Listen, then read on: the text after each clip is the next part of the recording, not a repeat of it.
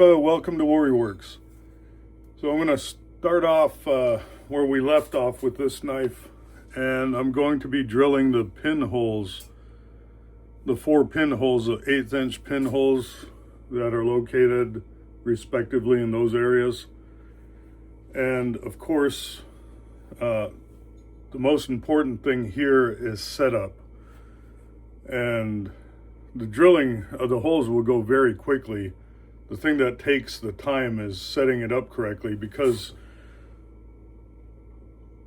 what I think a lot of people don't consider, and maybe they do, but it's not executed in the way that it should be because it's kind of rushed a little, is when you have 2 pinholes and they're 1/4 inch, a misalignment of those pins can make it an absolute nightmare to get that glued in place and to get that knife handle in place and glued up with 0 issues. And the problem you end up with that is you can get cracked handles, because if it's creating too much stress and those holes, the drill holes, aren't lined up with the handles, or the handles have a different hole location just by a little bit than the other ones, then you don't have a straight through. And when you have those tight tolerances with a 1/4 inch pin or an 1/8 inch, and you have very little room, what you end up doing if you force it is you're forcing that brass pin or nickel silver pin in, and then when it hits the hole at the wrong angle, sometimes it will kind of bend down a little bit, and what you're naturally doing is putting stress on that handle, which can create cracks. Or if you're able to get it all the way through, then you're left with gaps in your handle because it's pushing it away from there and it can't seat correctly. So my number 1 recommendation before, if you get to this point when you're drilling out holes, is take your time. Know exactly where those holes are going to be drilled through, and drill them. After you drill a hole, put a pin in there to hold it in place so it's not moving anywhere, and you know that it's staying solid where it's at. This is a common practice that you see with knife makers, where they will put a pin in place of where that hole was just so it doesn't move anywhere. So after we get this set up, then I'll go and I'll cut 4 brass pins, and I'll get them cut a little longer than length, not too much longer, because I don't want to waste a whole bunch.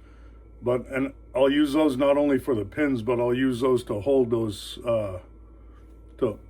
after I drill a hole, to hold that in place, or to keep it in place until so I move to the next one, and I'll do that with each and every hole. So with that, I mean, I don't want to over explain things, but at the same time, if I don't say something or if I miss something, especially something that's relevant like this, it can cause issues if you guys go and take a stab at this later. So this is not glued together. It's just held in place by 2 pins, the hidden pin right here and the lanyard hole pin, the hollow tube that goes in the back. Once I remove that, this can easily come off. So I'm going to drill this side first. What I'm going to do to make this easier for me is I'm going to take some double-sided tape. I'm going to put it on the handle itself. Then I'm going to peel off the side to expose the adhesive on this side.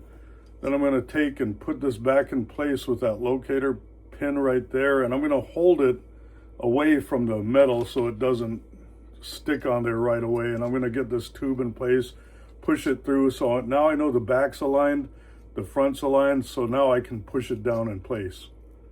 So now I have this handle most likely where it's, well, where I intend for it to live on this knife the rest of the knife's life.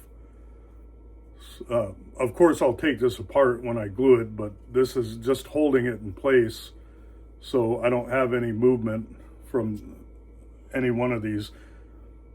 I'm going to keep this back pin in place for now, but if it causes me issues while I'm using this, I'll remove it. So, I mean, in a perfect world, I want to get these lined up where I don't have to move it to drill all the holes. And I think the only way I'm going to be able to accomplish that is on the last hole right there. And I got to be careful because this last one, if I don't have a sharp bit, then I'm pushing it. And if I don't have it clamped properly, it's not going to, it'll push out the handle. And we saw what can happen with that when I worked on that case knife. So I'm going to try to adjust this, see if there's any way to get that in place. And it doesn't look, with all these holes, it doesn't look like I'm going to be able to do that.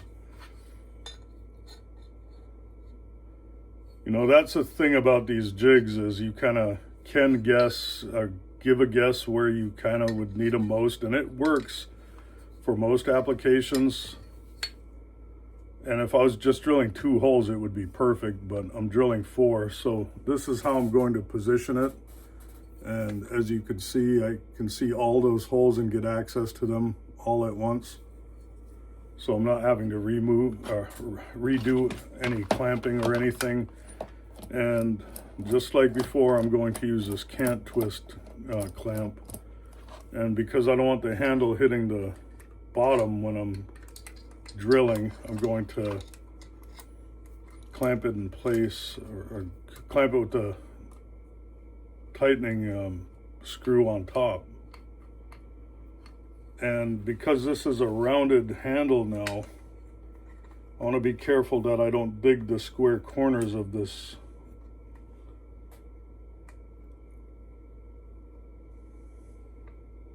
the jaw pads or the clamp pads into the, so as you can see, I'm trying to keep that in the center there. And I don't want to squeeze too hard, but at the same time, I don't want to not put enough pressure there, so I don't want to dent the antler or try to prevent that as much as possible. So now that I have that in place, I'm going to take another clamp, and this is one of these Milwaukee clamps.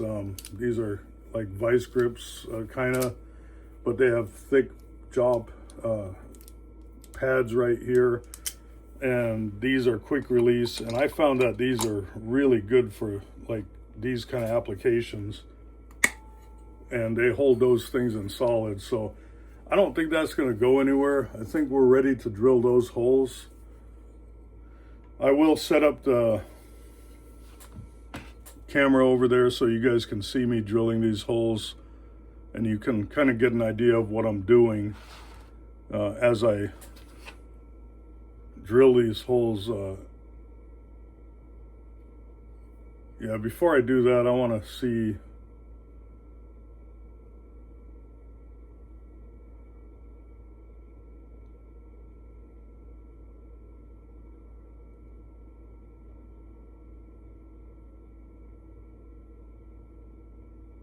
okay. So what I'm looking at is the concave of the handles go like this, and the pins are coming up, and obviously they're not going to come up at the top middle, so they're going to come up on the side. I just need to gauge how much room there is and how that's kind of going to look, and I think we'll be okay. All right, I'm going to move the camera over to the drill press. Okay, so we're set up here. I got an 1/8 inch drill bit in here. And what I like to do is I'll do a run without it. See, that's one reason why you want to have it clamped correctly and why you need to have that downward pressure on there. And if I can even get a clamp, which I can't over here, I don't have anything wide enough, so I'm gonna have to be pushing down on that so it doesn't wallow out that hole any. But if you look, like if if you do that and it deflects any and the drill bit moves towards the end, then you're not lined up correctly. So that's where I want to be at. So I'm going to drill the holes. I'm going to increase the speed, but I'm going to go slow.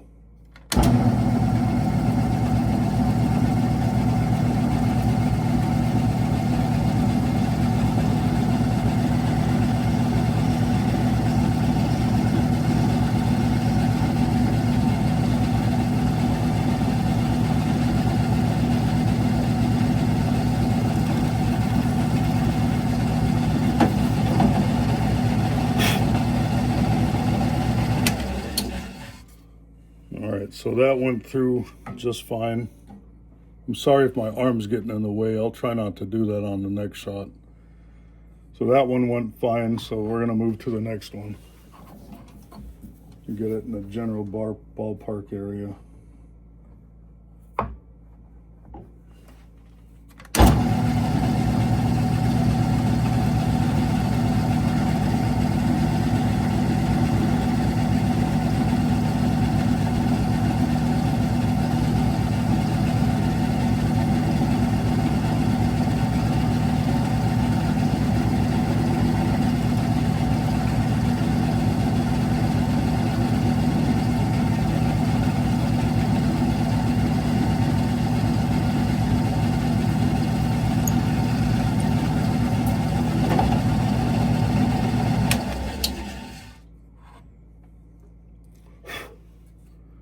So both of those went all right. Now the back ones aren't the ones I'm not really worried about any of them, but I was more worried about the back pins than the front ones. See how these go. This is pretty solid when I press on it, so I'm not worried about it pulling away.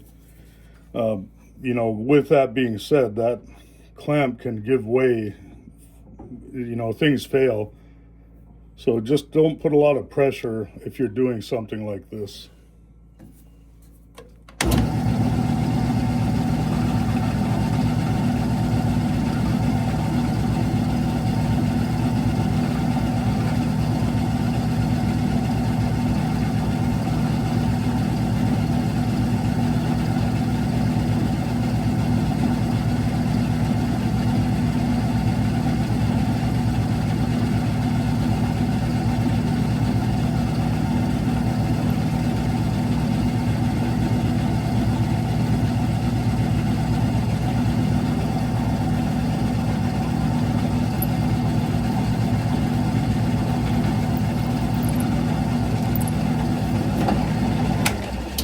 So I want to point out something. I don't know if the camera's picking it up, but towards the end there was a little bit of like smoke coming out of there.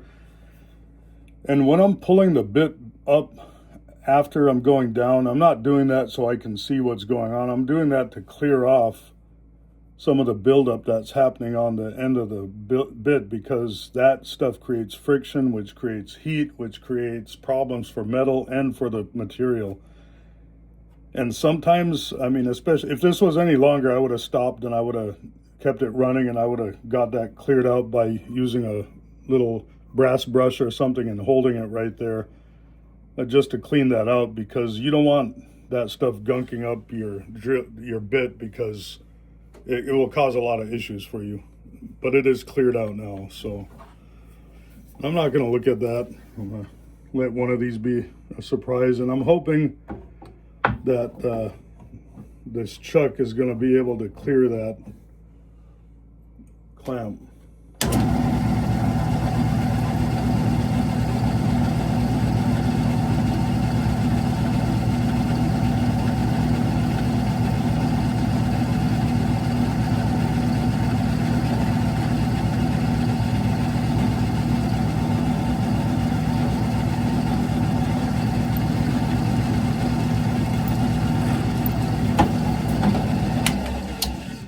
So I want to point out something that I didn't do, and maybe it's, I got caught up. I came over here and I didn't cut the 1/8 inch pins as I said I was going to do.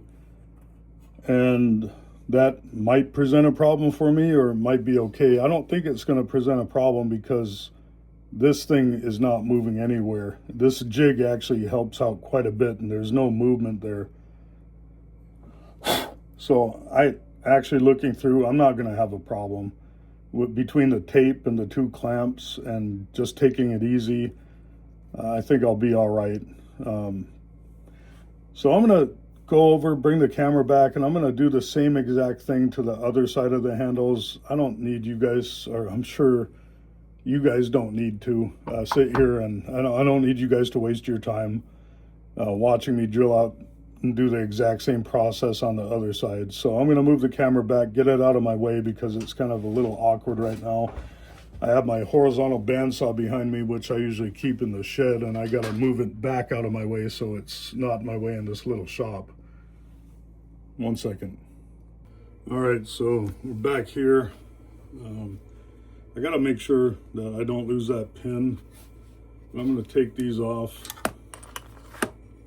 the clamps off.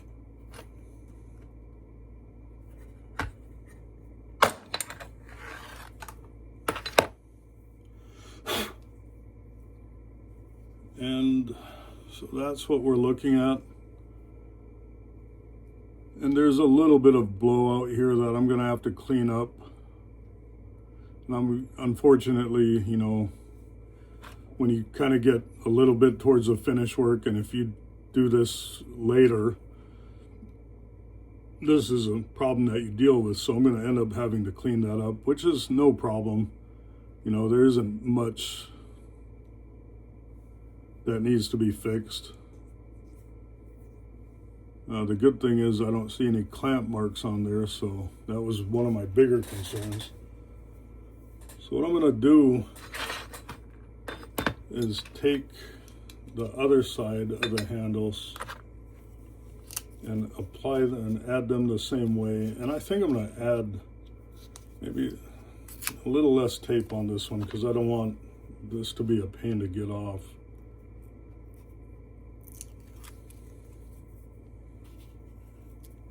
So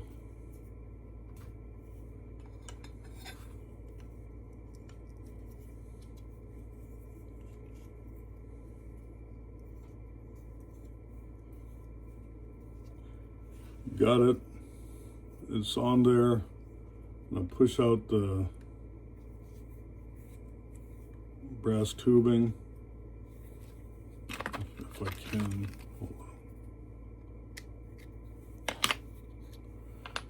So I need to get this piece off, or I'm sorry, this piece. Lucky I didn't do that. And best way I can do that is by taking and try to get in between the handles and the knife. And if that doesn't work, then, you know, a little bit of pressure. See, the problem now, because I clamped that other one, that glue on this side is absolutely like, had a little time to set up on that handle. So I gotta kind of pop it off like that.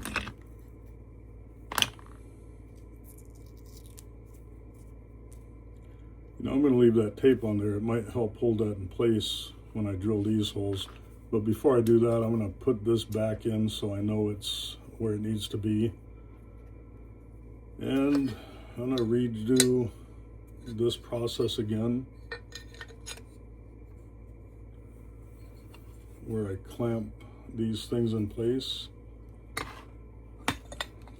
And that tape didn't do what I thought it would. Keeps it a little sticky for me, but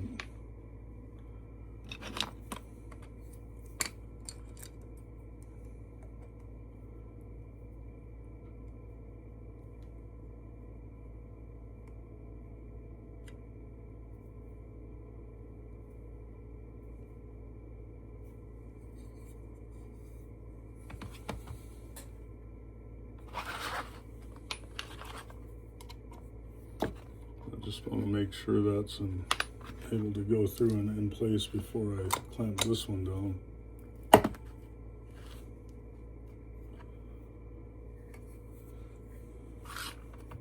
So now it's wash, rinse, repeat. So I'll be back when this is drilled out. Okay, so got the holes drilled, no issues. Just a little bit of that buildup, that gunk I was telling you about on the end of the drill bit. And with natural materials, that happens quite a bit because there's natural oils and things in there, and there's obviously some friction. And you know, when you get small pieces in there and you don't clear out those chips, just like with metal, you know, it can cause friction and heat. But unlike metal, this can actually start burning, start a fire. I mean, metal arguably is worse because it can just turn red hot, ruin the drill bit, and ruin whatever you're working on. But we're done with the jig. And again, this is a really invaluable tool if you're going to be working on knives and knife handles that have like natural curves, like antlers and things like that. I used to do it kind of real slow and steady with a drill or a Dremel. And you know, it doesn't take much to mess that up. I got pretty good at it.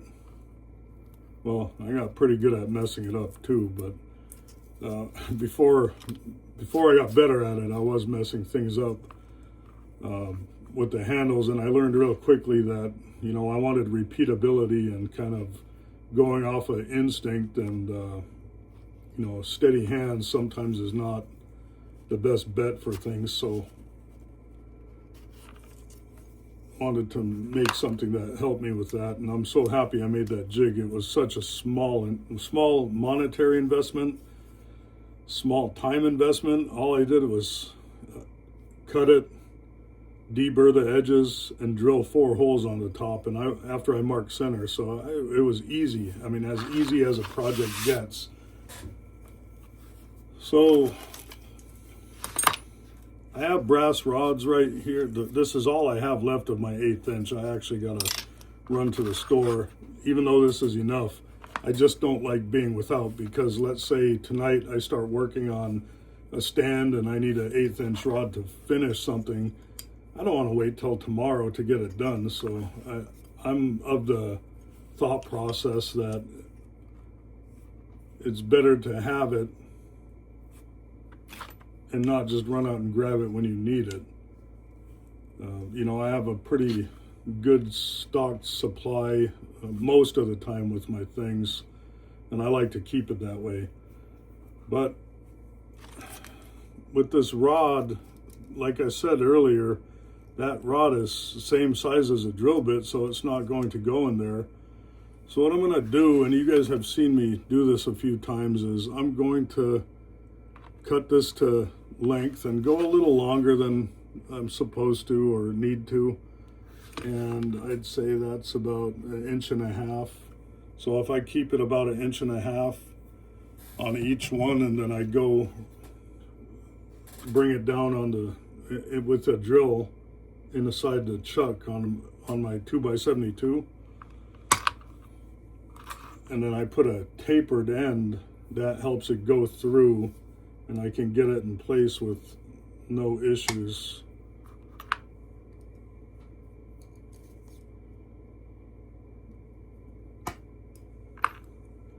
So with like pins and stuff, I'd always recommend cutting it proud. I mean, you don't need like I'm sorry, I just thought of something. You don't need like that much extra pin or anything, but like with this, I'd say that's even a little more than I would normally do. And I did 1.75 inches rather than 1.5 inches, but my thinking is I need to get some room on the chuck up here, and I'm going to clip off the end of it. So one end is just really to get inside the chuck, and that's about 1/2 inch. So if you guys don't know what I'm talking about, let me grab my drill.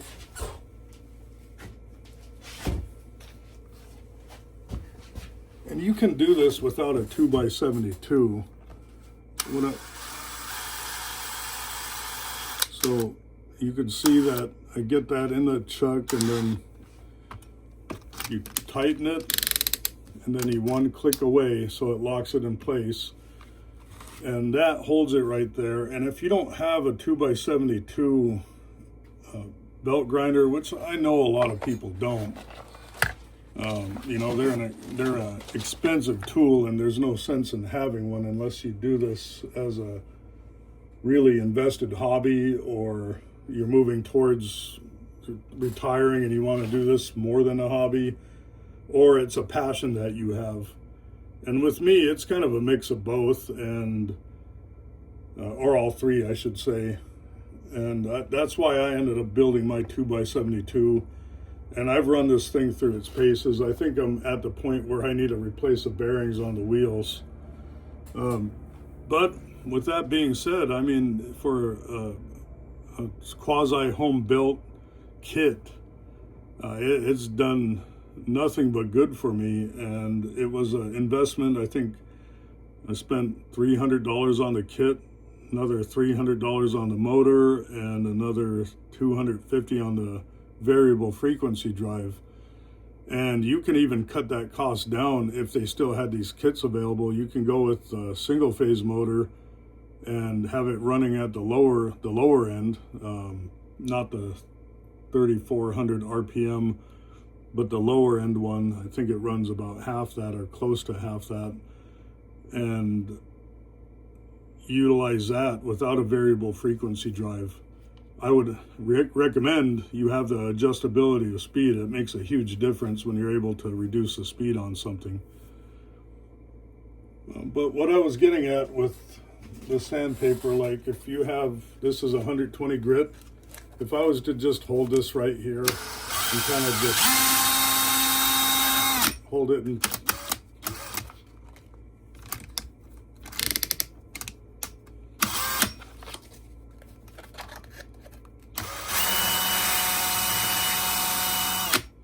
use a piece of sandpaper like that, it takes a little bit, but you can see that end already went in there when it couldn't before. And honestly, this might be the better approach for these because not much is needed.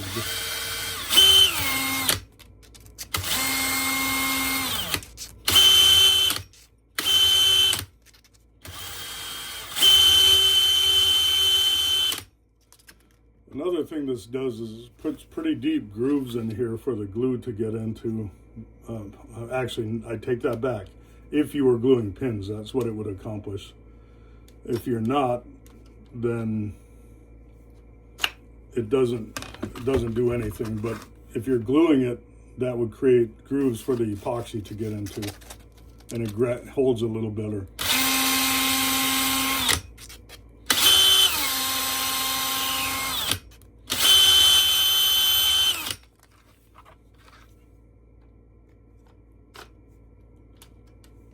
You can see I got that through, and that's really all that I need on that side.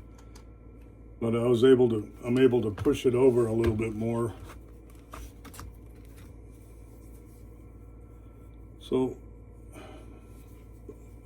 I'm gonna finish the rest on the 2x72 because I'll be able to do all three in the time that one took.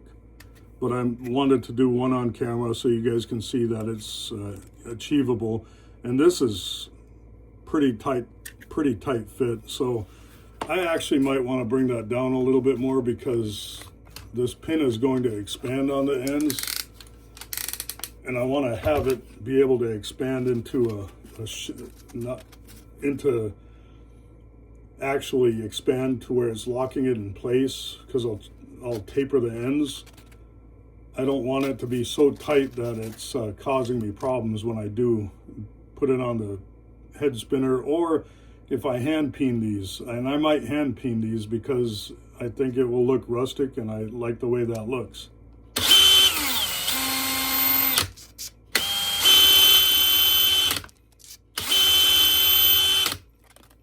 So you can see that was what, 2 passes on there, and a lot better clearance on there. A little propeller right there. I'm sorry, we're all kids at heart. And stupid things like put a spinning blade on a. Hey, I didn't press a trigger when I had that on there. I thought about it, but I didn't. So you guys got to give me a little bit of credit there. So before I take this off, I'm going to taper the end of this into not a sharp point, so I'm not tearing up anything on the end, just in case it kind of angles a little weird, so it allows it to go through that. So I'll be back after I do that to the rest of these pins, and I'll show you what happens next. Okay, we're back, and that went without a hitch. Every one of them went right through. So the jig did its job, and it held everything in place. Now, I mean, so, sorry, there's a little bit of glue residue on that spline and it's throwing my eye off. So I could, I mean, this is how it was done back in the day, and they lasted for years, is I can trim these, clean everything up, and pin these pins over. And these pins, especially with the tube and the hidden pin that's in there, this will never move. And I think that would be a good way if we didn't have the availability of epoxy.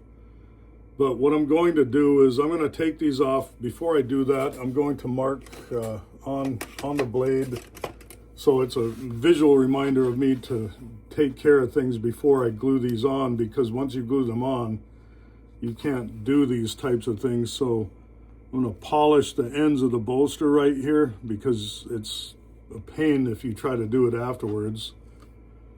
And I think the final shaping on this I'll be okay taken care of. This did have some natural cracks in there, and I filled those with CA glue. I also filled some of these porous areas with some CA glue, and I'll do it again after I sand. But this is a little proud, but after the glue sets, we can touch all of that stuff up. The back is, I'm pretty close to perfectly flush. There's no catching on anything there, and that looks pretty good. So realistically, all I need to do is polish these and mix up some glue. And when I mix the glue, because I got some red liners right here, I'm going to add a little bit of red dye in there. So if there's any gapping or anything, it fills those up and it takes the eye away from that shadow that's caused by the clear epoxy. Another way to do that is to add black in there, so it looks it's not clear, and it doesn't create the illusion that something is doing this, when, I mean, realistically it might be on a microscopic level. But another thing I'm going to do when these are off is take it, and I'm going to do one last sanding to make sure it's completely flat.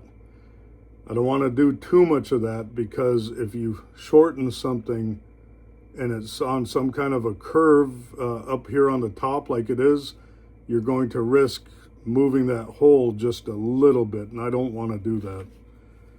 So after I get those set and I get some epoxy, I'll mix it up. I'll put the epoxy in place, and I'll put the pins in just like this, just to hold it. Maybe just two of them, so I'm not worrying about having to pull out two that are sitting in there with epoxy. Or you know what, let me backtrack a little bit. So another thing I want to do, if I'm going to leave those in there when I do epoxy, is I'm going to clean up all the holes. So I'm going to put a taper on them, a taper on the inside and a slight taper on the outside. I think I'm going to hand pin these over. I think the spun pins would look pretty cool, but I also really think with this knife it needs some hand hammered pins, and it will look equally as nice, just a different I guess a different type of aesthetic. So, no, I guess I can do those on camera. It doesn't bother me that the camera's running, but if it gets a little boring, I'm probably going to fast forward this stuff. I know a lot of you guys say don't. I might just leave it. But because I don't like dead space, I'm going to sit here and talk, and I'm going to talk and probably talk a lot of things that just about anything. So just be forewarned about that.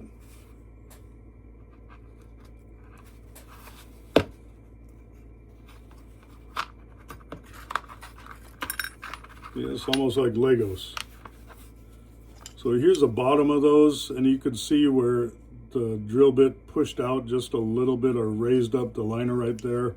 And that's why it's always a good idea if you take some kind of deburring tool to go over and knock those things down. That didn't necessarily work, so I'm just going to bring it over here on my sander, my surface sander. And all it is just an aluminum plate, and I promise I'll show it sometime. I have a bunch of junk right here, and I don't want you guys to have too much visual interference when I show it to you. Actually, you know what? See, sometimes we just overthink things. And this thing is not screwed down to my bench. It's held down by a clamp. And the same clamp holds down this, so it serves two purposes. So I'll just unscrew it and show it to you guys. And I'll actually show it on camera what I'm doing. But I'm going to put it right back because, you know, we're creatures of habit, and my muscle memory is to reach over here and to sand. So what I have right here, and this is a pretty cool tool, and my son, my 17-year-old son, actually, when he first got his job, I think he was maybe 13 or 14 years old, and he started working, and, you know, he was in here in the shop all the time, and we were watching Kyle Royer, the master knifesmith, and that guy is phenomenal. If you guys haven't watched any of his videos, holy cow, man, that's like not another level, that's like another, like multiple levels over what I could ever think that I could get at. The guy is just a wizard, and, you know, he dedicates 100% of his time to his craft. I wish I could do that. I just can't. You know, with kids, grandkids, a job, and just the way things work out, I just could not do that. But it's definitely fun to watch. I've learned quite a bit from him. But anyways, not to deviate too much from what we're talking about, I was watching his show, and I saw this, and he had one of these, and he highly recommended it. And I remember going and trying to find it, and I don't remember where exactly I found it. It is shipped directly from China. And man, I know a lot of guys harp on Chinese-made things, but let me show you guys something. You know, when we're talking about like things that are quality, this brand, specifically this brand, made in China, Hongdui, and this is stuff, they have it on Amazon right now, but this originally wasn't offered on Amazon. This is a depth gauge to kind of measure where you need to be, like for a drill, like if I want to go down, and it's in inches and millimeters. And I can flip it upside down. It's kind of at the 4-inch mark. And realistically, you know, it can be used this way as well. So if I wanted to drill a 1-inch hole and I wanted to set it perfectly, I would set that in there, right there. And just get it right up to that line and put this in my chuck or whatever, and you know, just that tells me where I need a stop on this. And I could put a drill stop on here just to show exactly where the drill goes and stops. There's a lot of ways to do this, but my point is some Chinese companies, especially with like woodworking tools, have become a little more, I guess, exploratory in some of the tools that they make. And they have great CNC products. I mean, like huge CNC factories that make some fantastic stuff. And this is one of those things. I don't think this is a Hongdui brand, but it's definitely a really nice machine pieces of aluminum. And what it is it just holds sandpaper, and it's a perfectly flat surface. So here's a flat surface, and you buy the sandpaper. I think this is 2.5 inches, 2 3/4 inches. And the way it works is you put one end right here. This is two-sided sticky tape, and I like this kind of sandpaper because it doesn't leave really deep scratch marks. It leaves scratch marks, but it kind of almost is copycat of the 3M type stuff, like this stuff right here, the 3M, what do they call this? Cubitron, I think. Yeah, I wore out the name on the back, I'm sorry. I think, yeah, Cubitron. And it does a great job, and I got it for pretty cheap on Amazon. And since it is a little bit thicker, it kind of pushes it up a little bit when you clamp that down. And I'm sorry, maybe there's a reason why I didn't clamp it all the way down earlier. So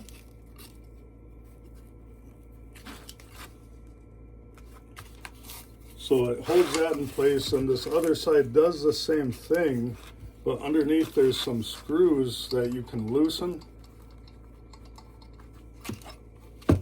So you get that put in place, you push it down as far as you can, then you lock it so it grabs onto the paper. And then what you do afterwards is you spin these and tighten these screws underneath.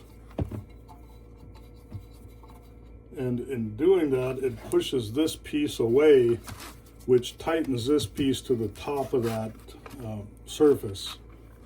So now you have a piece of sandpaper that's in there that isn't going anywhere, and it creates a easy way, especially if you clamp this down like I do, to sand a flat surface.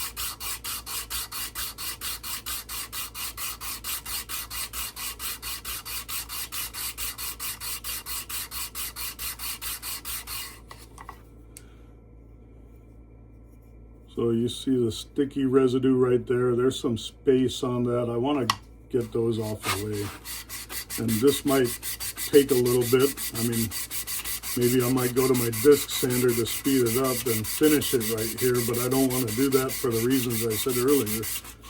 I'm sorry, that's just a laziness coming out and talking, because power tools, if something is easier, you think that it makes things easier. Sometimes it doesn't. Sometimes it makes you ruin something, then you cause more investment in time recreating something than you would have if you would have just taken your time and did it slowly by hand.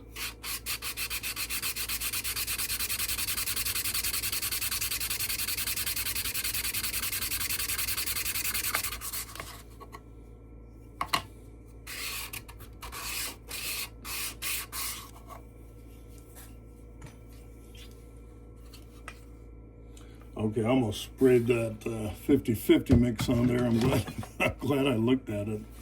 I usually have labels on there. Lucky that it gave a pink hue, but I wanted acetone, just acetone on there.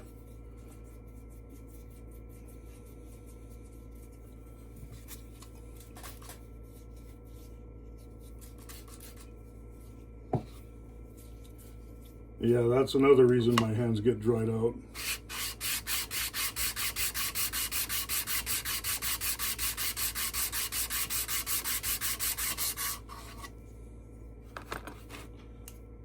I'll go grab some wipes over here. I keep some shop wipes in here, and they're actually pretty good. They have like citrus in them, and they clean up pretty good, and they're good for the hands.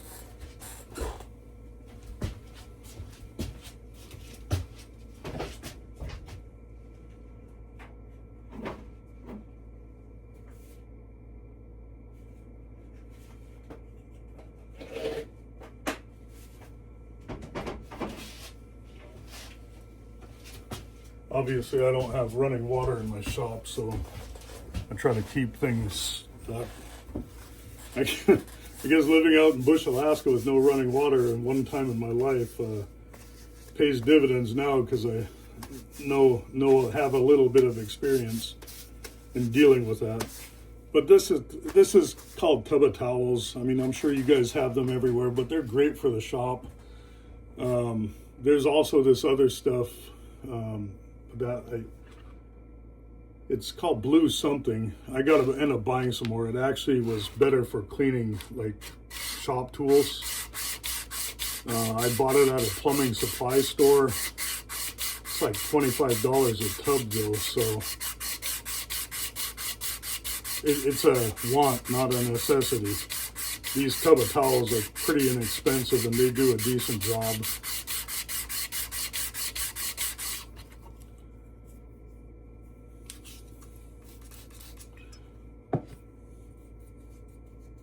Yeah, this is the only problem I have with the two-sided tape, is it leaves a really gummy residue, and even when you're sanding it, that residue just stays in place unless you completely break it down, and becomes kind of a pain.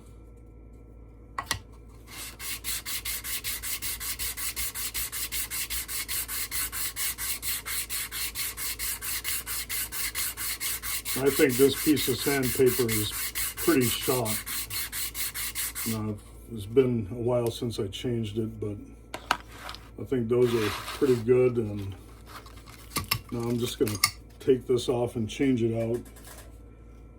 But I'm happy I got to show you guys this. You know, I should have thought of that a lot sooner, but when you get tunnel vision and you're working on something, you often don't think about the easiest possible solution. Definitely a lot easier than me cleaning up and showing you guys in place where it was at.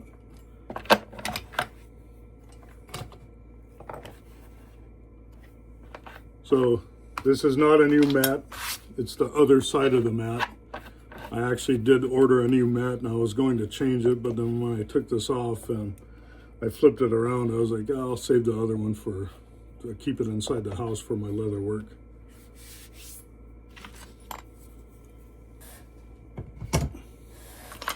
So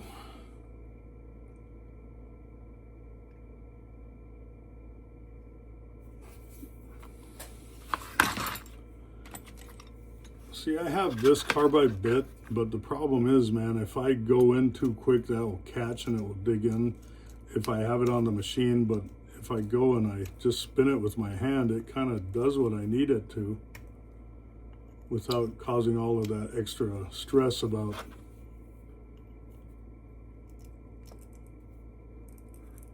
it taking off too much. And what I'm doing is I'm wallowing out the end of this, because that pin is going to expand, and if I wallow out the end of this hole, the drill hole, it has less chance of cracking the bone that's around it, the antler.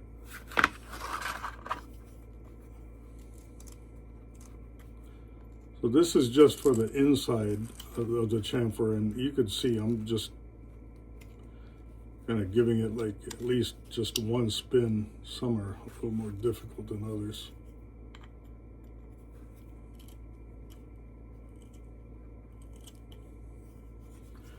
And I'm still left with a little bit of the chipping out that I had right here. And one way that I like to kind of fix some of those things is just lightly with a countersink bit, just gently kind of take away those rough edges.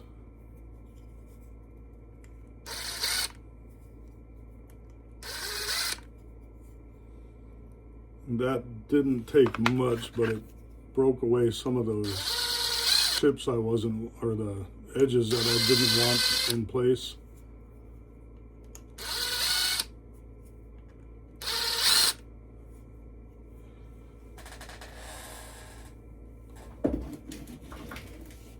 But with that, what it did was kind of create a white spot around the charred area, so I want to kind of fix that up too. So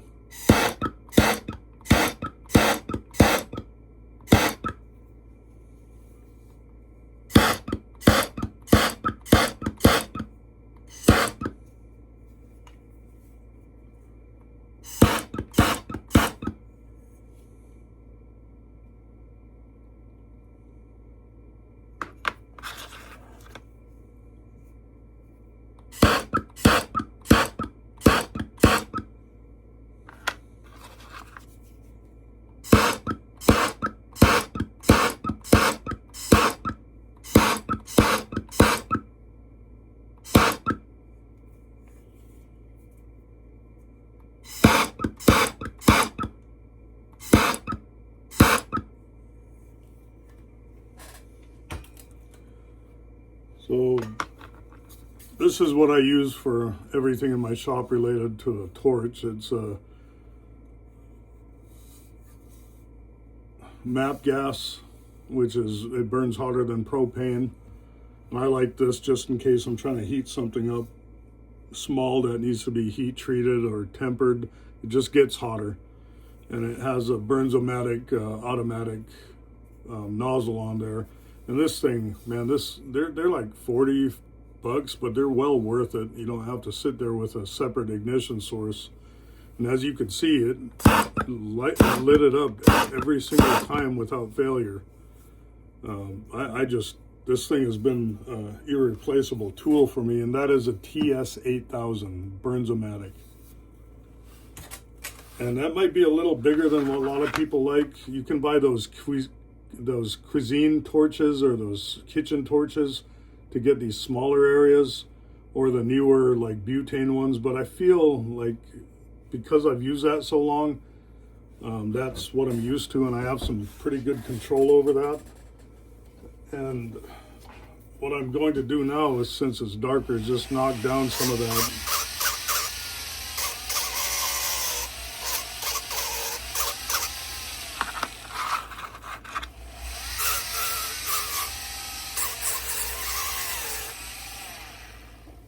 And that looks better than it did before, and when the pins are in place, you won't even be able to really notice anything. So I don't want to do these separately. So what I'm going to do when I go finish the ends of these is I'm going to put a couple pins in place so it holds it at the end. I'm going to go finish sand these, and then I'm going to buff these out. So I'll finish sand them on like 600 grit sandpaper, and then I'll bring them over to the buffer and put a nice polish on them. I'll be right back after I do that.